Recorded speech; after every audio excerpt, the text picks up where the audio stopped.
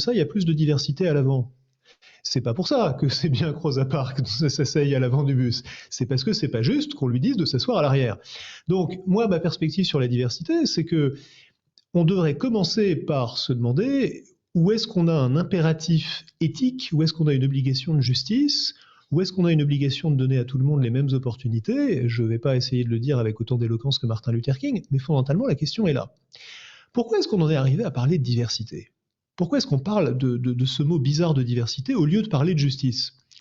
En fait, ça remonte exactement à l'époque dont tu parles.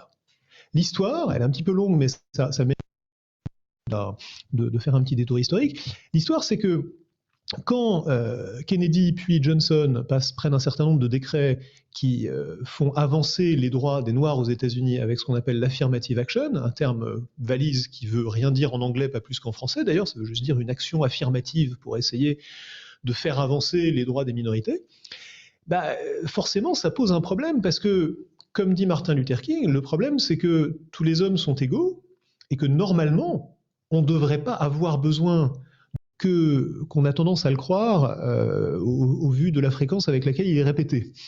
Il suffit malheureusement pas qu'on le répète pour que ça soit vrai, et en fait on a un contraste tout à fait frappant entre la pensée